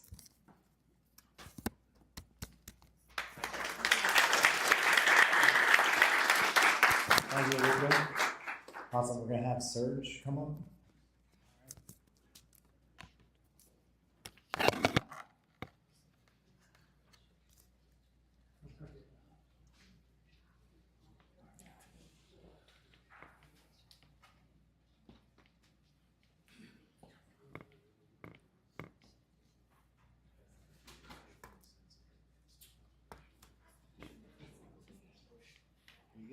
Awesome. Thanks so much. All right, your time starts now. Awesome. Hi, everyone. My name is Seokjun. I'm the founder and CEO of Verza, which is your AI financial agent helping creators from deal to deposit. I'm a serial entrepreneur, and I have deep fintech experience and GTM experience as well. And I'm currently advised by creators and GTM experts. The vision for Verza is that we're building the Stripe for creator payments, be it modern AI-powered financial operating platform, and essentially it's a full stack financial agent, as I mentioned, for creators. Our goal is to go from email to earning, right, fully automated, and in 5 years. Verza is the visible financial operating system for creators throughout the US and the world. So the problem is that creators are operating businesses, like businesses, but without any infrastructure around their operation. Their income is unpredictable. It's spread across dozens of different, brand deals, emails, and platforms as a result. And they're managing all of this, in terms of from a contract standpoint, tracking payments, doing follow-ups, all of that is done manually. And no one is really proactively hiring sort of helping creators get paid or negotiate deals or plan ahead for that matter. And this is where Verza comes in. Where with Verza, creators just basically drop their contract in our platform. We use AI to parse that data and automatically generates an invoice for them. Now, creators can actually use Verza as their agents as well. So they can choose to use it as an agent and it will negotiate deals for them on their behalf. And so once they negotiate deals, they can actually sign everything directly through Verza. As in, once they send those contracts to their brands, the brands can come back, ask for proposal reviews, and once everyone agrees, they can sign directly on Verza. And once that's done, again, we automatically generate the invoices for them that they get to share with those brands. And one thing with creators is that they normally have to chase those friends to get paid. With Versa, we actually automate that entire process for them. So we actually follow up on their behalf to get paid. Now, without that financial data, that financial graph, when it comes to tax season, it's just one-click tax prep, right? Then they're good to go. And we're already working with some of the world's best creators as a result of that. And the next thing I'm actually doing right now is creating a bank. So in terms of the status quo, a lot of the process is manual. A lot of DIY spreadsheets, Venmo, Zelle, payments, etc. This is the stack that they have right now. And Versa is really, essentially bringing infrastructure to an industry that doesn't have one right now. So how it works, I've already shared with you how a platform works. Fundamentally, drop your contract, invoice, payments, tax, and banking in this case. Why now? The creator economy is hitting $250 billion by 2027. So that's coming up very quickly, actually. And AI is finally good enough to actually, parse contracts and automate negotiations. And we've been able to also already achieve this. And so the window, to build the default financial layer for creators is now, before anyone else sort of locks it out. In terms of market opportunity, Versa, we're starting with creators who are already working with brands, and they're making anywhere from $25K to $250K a year.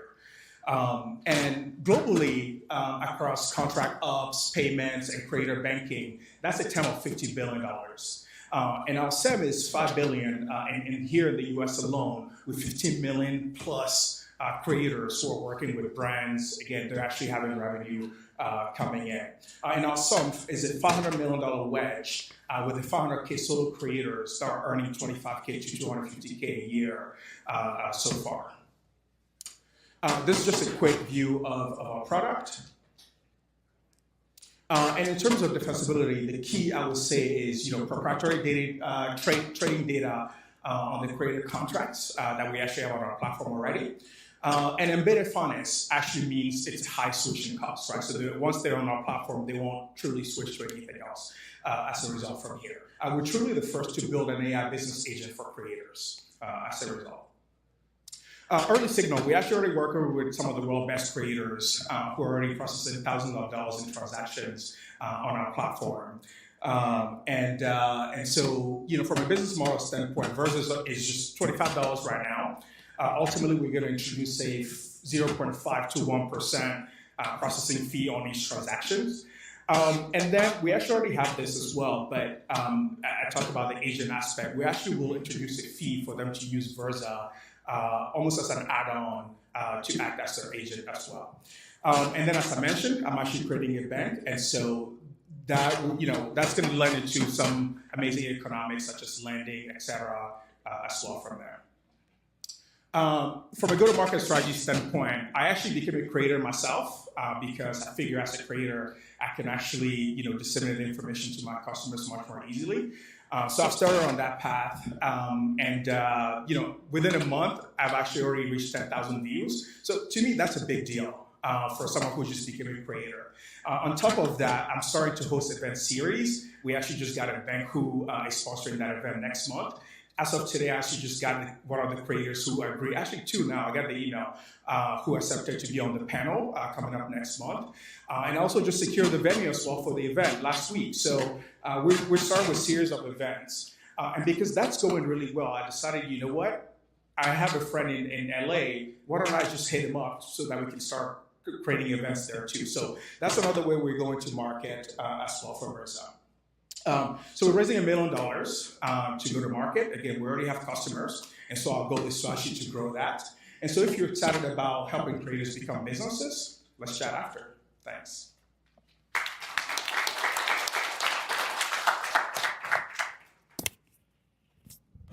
So we are an investor behind the creator economy and the social commerce. Just want to know, out of that many, business opportunities around deal management, automation, contract management, delivery of your content, why would you choose finance? That's a great question. A wonderful question, in fact. So the reason I started... take this mic. So the reason I think it's probably location. All right, there we go. The reason I started Versa. The reason I started Versa was actually, at my main company, which we now merged into Versa, we were actually working with accountants and CPAs with, automating tax filing and advisor reporting. And that's actually where we saw the issue where, creators, actually this is an issue for everyone, but creators specifically had a hard time gathering all the necessary documents to file taxes. And that's because their income is inconsistent. Things are all over the place. And I was actually spending time literally coding up. It was 3 a.m. bedtime, creating patches for our customers, right? And then at one point I was like, you know what? We need to turn this into a solution. But I didn't want to actually spend a year building software before someone uses it, right? And, because tax season is technically already passed. And so as we were brainstorming, we're like, look, I need to meet creators where they're at. And so that's what led to Versa, where we're helping from deal to deposit. So I noticed you mentioned like 99% of the creators do not have an agent. Would you try to serve them or serve those who have a manager? Wait, say that again? Do you want to serve the unmanaged creators or those with managers? Yeah, absolutely. So essentially we focus on the middle tier creators, right, that don't have managers. The top creators all have managers and all is good to go from there, right? But again, the middle tier, that's actually making, again, $250K a year, right? But they don't have an agent to actually help them manage those deals. So that's where we're starting. I will add as well that for the top creators, we actually started working with an agency just last week, actually. They were interested in our platform to replace DocuSign because, they can sign deals directly through Versa. And then they're like, hey, look, we'd love to use this to pay our talent on the platform. And so I immediately went and built some solution for them. And in fact, actually just follow up with them. We're meeting on Wednesday to, review the build out and things like that and get them on board. What would be the biggest bottlenecks as you build this AI products for the creators? The biggest what? Bottlenecks. Bottlenecks. That's a great question. We don't know yet. We haven't really seen it yet. We just haven't really seen it yet.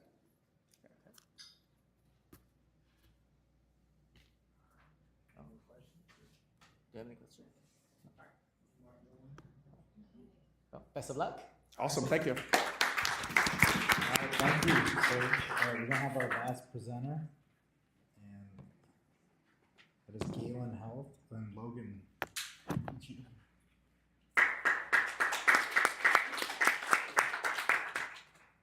Haven't done anything yet, so plenty of time to go awry here. Oh, sweet, thanks.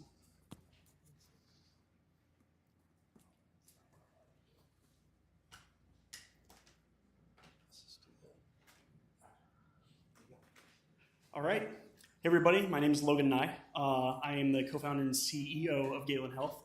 And I want to start by telling you a little bit about who I am because it helps, and where my background, because it helps frame what we're building. And also want to preface this with, I'm happy to talk with anybody after this because there's a lot to get through, more than I have time for in 5 minutes, but happy to talk with anybody that's interested in the cancer space. So I am a physician turned computer scientist. Graduated with my MD in 2022. Had always planned to be a surgeon, but then during a research year at Harvard Medical School, I was learning to build clinical AI for cancer care.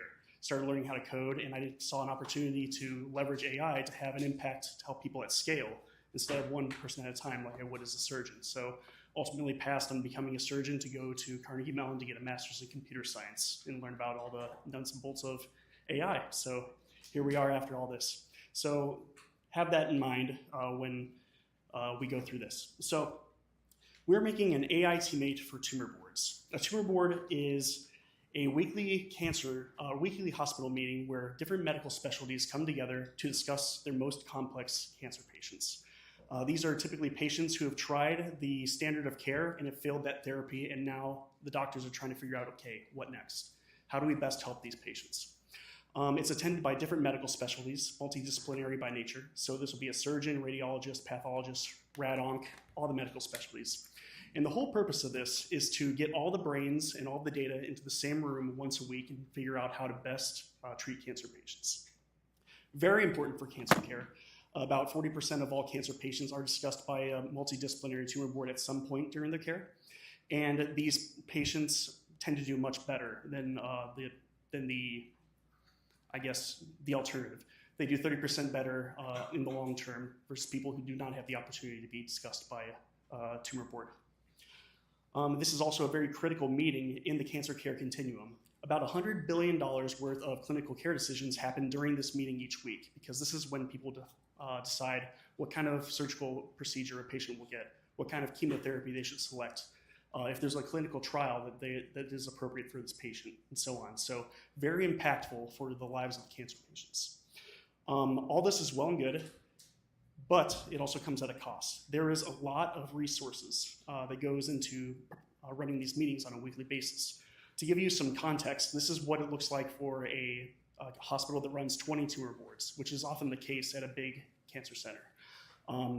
Preparing for these meetings on a weekly basis requires gathering and organizing patient data, 2 to 3 hours of manual labor per patient, and there'll be 10 patients discussed at a single tumor board meeting, times however many tumor boards are being run that week at the hospital, so 20 to 25. It really racks up and costs hospitals a lot. And despite all of that, we still use less than 3% of the available cancer data to treat our cancer patients. And so there's a huge missed opportunity. These meetings are way too important to be this inefficient. So we are building an AI teammate for tumor boards. We can unpack what that means, but basically it's an end-to-end workflow for this weekly cancer meeting. Shout out to Credo about their idea about owning the entire workflow. It's really important to have the entire integrated workflow to treat these patients really well. So we're doing that for this weekly tumor board meeting. And there's steps to this. There's before the meeting, during the meeting itself, and after. Before the meeting, the AI teammate automates all that manual data prep so that the clinicians that typically do it, like a nurse practitioner, an oncologist, they're freed up. That's 20 to 30 hours of manpower each week. They can be seeing patients and generating revenue for the hospital system instead. After the meeting, it also automates all the documentation. Again, right now it's done manually by the clinicians. And then during the meeting itself, the AI teammate attends the Zoom meeting with the other physicians, and then is able to present real-time insights about the specific patient being discussed, like facts about the patient's health history, clinical trials that are appropriate for this patient, genetic mutations. All that can be drawn up in real time instead of the team having to pause the meeting, go through the electronic health record, and bring up these insights. And so it's a workflow automation like go-to-market. That's our thin edge of the wedge, so to speak, in the cancer care continuum. But the real opportunity is the idea that this meeting is the only place in the cancer care continuum where all the data modalities for cancer care come to the same spot, and all these different medical specialties discuss the cancer patient and how to best treat them. And so by handling this meeting and organizing everything with AI, you have these incredible data flywheels to create a proprietary data set of precision oncology. Over time, this is what you need to build cancer superintelligence. That's what we're doing. We're going to be B2B SaaS. Happy to tell you more about this afterward if you're interested in like the business economics of it, but this is a tested price point that people have agreed to, 75 grand per tumor board. And so we just go by however many tumor boards are in the hospital. And that thin edge of the wedge is already $1 billion market, but when you factor in the precision oncology aspect, it's over $100 billion market on top of that. We're working with the Mayo Clinic, official as of 2 weeks ago. There are design collaborators to build this, and we're deploying it internally later this summer. And then after, we're going to a wait list of other academic medical centers. Each one of these has been has an identified clinical champion, wants to pilot our software. We reached them through cold outreach. I just sent them an email, and they said, sure, let's do this. But yeah, lots of excitement about this space. And so that is us. We're both technical, both Carnegie Mellon computer science nerds, and like I said, I'm also an MD. So what better team to be building AI for cancer care, right? That's irrelevant. And we're also fundraising. We're pre-seed right now, so if you're interested in using AI to cure cancer, to make huge impacts in the cancer space, and also to get in the ground floor for a potential unicorn, come talk to us. Thanks.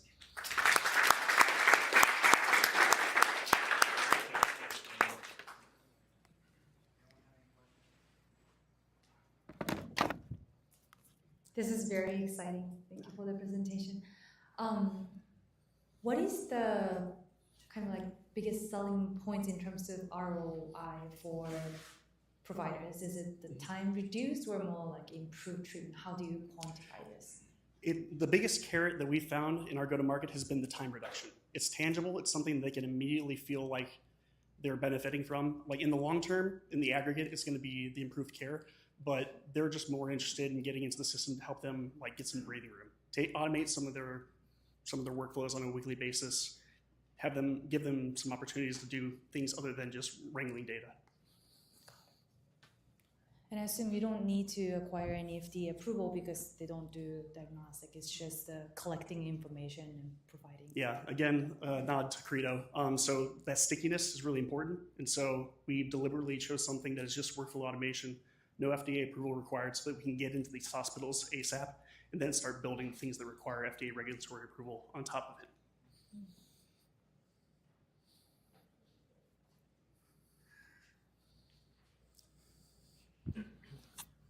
I'm not from the sector, but we do have heard of Mayo Clinic. Just want to hear a bit more on how you establish this design partnership with a top institution and what they care about. Cold outreach, like anybody else. The chair of hepatobiliary and cancer surgery at Mayo Clinic, his name's Mark Trudy, really solid guy. I sent him an email, and it's been easy for us to basically build contact and rapport with these places because I say, hey, I'm an MD, also in computer science at Carnegie Mellon, building AI. We're trying to cure cancer. Do you want to chat? And universally, it's been like, yeah, that sounds really cool. So we've been able to grab meetings pretty easily, and they wanted to work with us. How long do you think the sales cycle will be? It's a good question. It has yet to be tested, but so far we've been thinking 5 to 6 months, just because it doesn't require a whole lot other than finding the champion on the individual tumor boards and then getting buy-in from what's called the oncology service line provider. And they're the ones that write the checks. So because of our price point, because we only need to get those 2 people on board, it tends to be faster than something that's like an enterprise deal. A couple times you said thin wedge. If this is your thin wedge, what's the broader play? Yeah, so all the clinical decisions that are made during this tumor board meeting are opportunities for capture. So if you think about competitors that are incumbents like Tempus or Onc AI, those are point solutions that are applied during this meeting. But if we begin before the meeting, run the meeting itself, and then follow up after the meeting, that workflow integration, we own that entire flow. And so we'll be able to basically replace anything that would be like a Tempus point solution during the meeting. So clinical decision support, clinical trial matching, drug discovery, even simulations as we get better like access to compute and quantum computing comes online, you can do all sorts of incredible things with that multimodal data. How far ahead is Tempus? Probably, what is it, like 5 billion? Like, not a big deal, but it's fine. No, I don't know. They have more into distribution, but they're also not working with males.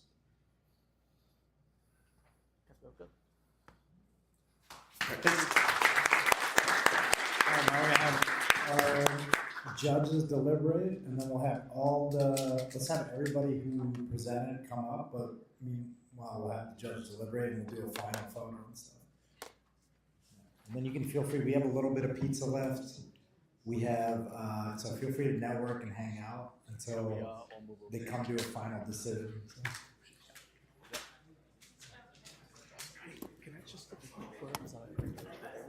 I have a photo of you. So we're going to do a photo with everybody. Okay. Yeah, that's me too.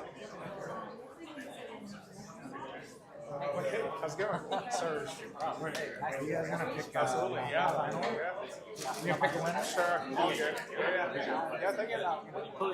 Yeah, absolutely. Yeah. On the other end of the Palo Alto. Okay, cool, awesome. I'm in San Francisco. So. Oh, I see. Yeah. Thanks for presenting. Yeah. It's exciting. Yeah, let's start talking. Oh, we did? Oh, thank you. Yeah, I'm glad you could. Yeah. I'm not having my colleague come over. I'm going to try to get other people. You're here, sir, just here.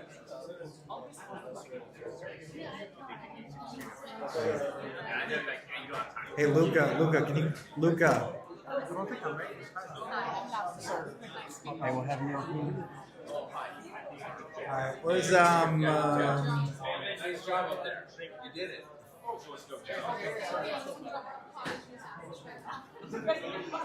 I Oh.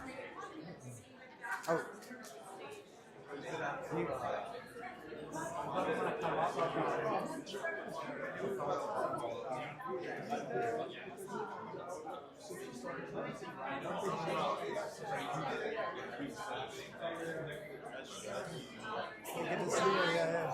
Good. How are you? Good to see you. Alright. Again, I'm a creator now, so I'm just recording all this. Yeah, definitely come. We're gonna do a photo, but. Yeah, so I don't want to let you. Do we have anybody else who present? What do we got? Where's Logan? Logan, where did you go? Logan? Logan, where did you? Logan. All right, I'll go get him. I'll be right back. Are we missing anybody else? 1, 2. I know. I see him. 2, 3, 4, 5, 6, 7. Yeah, I think we got it.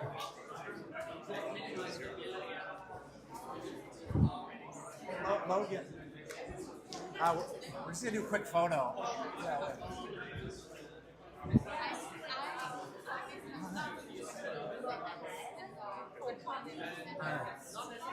Can you take a photo of us? Yeah.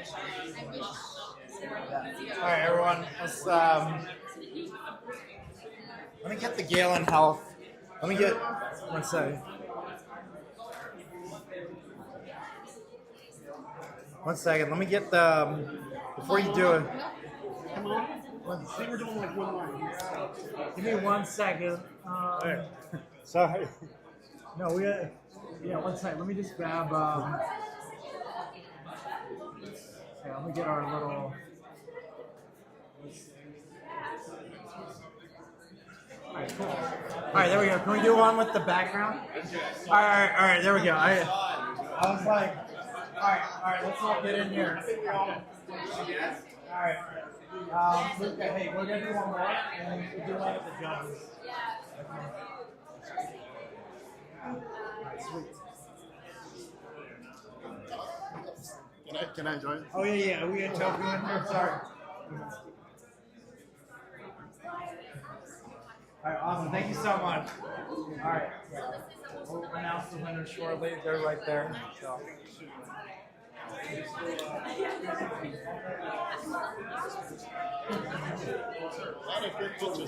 We're gonna do this one, and then we're gonna have them come, and we'll do a whole photo with everybody. And then, hey. You mentioned that August 5th is with Plug and Play. It's not ours. I'm not part of Plug and Play, but if you want to connect. Is it here in Palo Alto?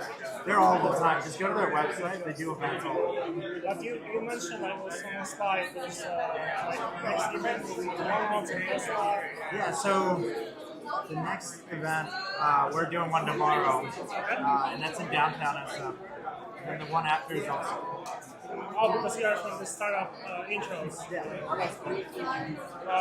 So you are not from Qlay. No, he's right here. Okay. You want to talk to him? He was right here. He's right back there. Yeah, he's doing a bunch of events. I don't do all the same thing. He's doing different. Kind of like lines up with license shorts. Yeah, area 1, 2, 3, 4, 5, 6, 7, 8, 9.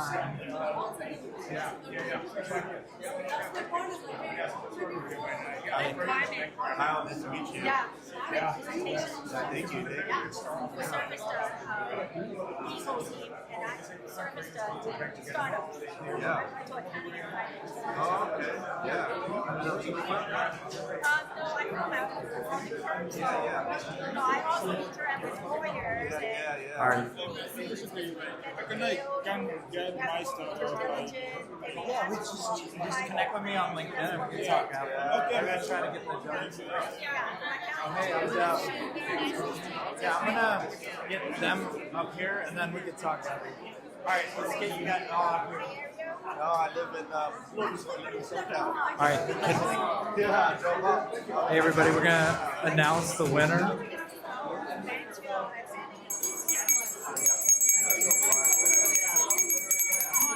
Hey, Luca, you want to?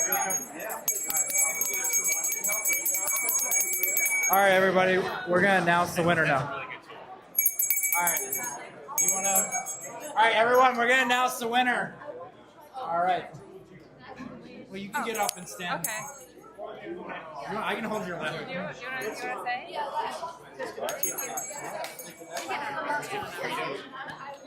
All right, so our top 3 startups today, sorry for the weird audio, is Credo. So congrats to Credo. Credo, all right. Credo. Our top 3, you're one of the top 3, Credo. Then it is Galen Health. Well done. And then the last one is Tomato. But no, this is the most important thing. Thank you all, entrepreneurs. Truly, as investors, like, we don't exist without you all. We know how hard it is. Some of us have started companies or tried to start companies. It is extremely painful. Founders, you guys make Silicon Valley work. So thank you all so very much for what you all do day in, day out. Do a final photo. All right, let's get all the judges. Hey, I didn't say hello. Really Yes, if you want to get up for a photo.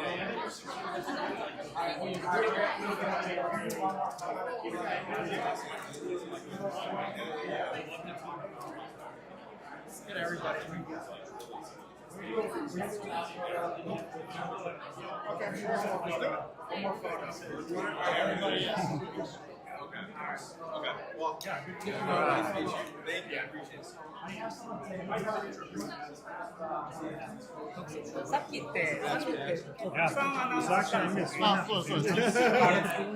right, let's take it quick. All right, let's top 3, man.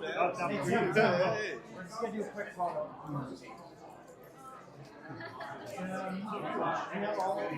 Let's get you in the photo. Where's we miss him.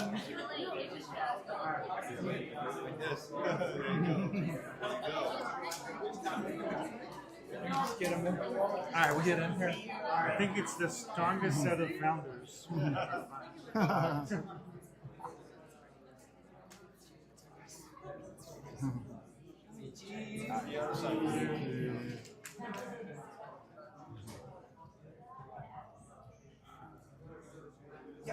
All right. All right. Thank you. Thank you.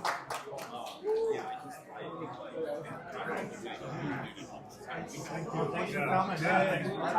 Just the top 3. So. All right, let's get out of here. Let's get your mics. Your one. And let's find the other one. Oh,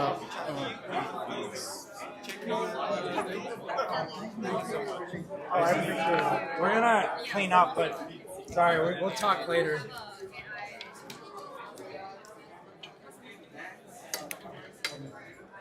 Here, let's get your stuff. You want to put this in your pocket? Oh, it's stuck to you.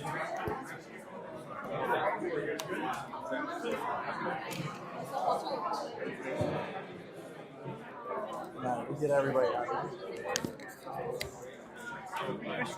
Sorry. Oh, go.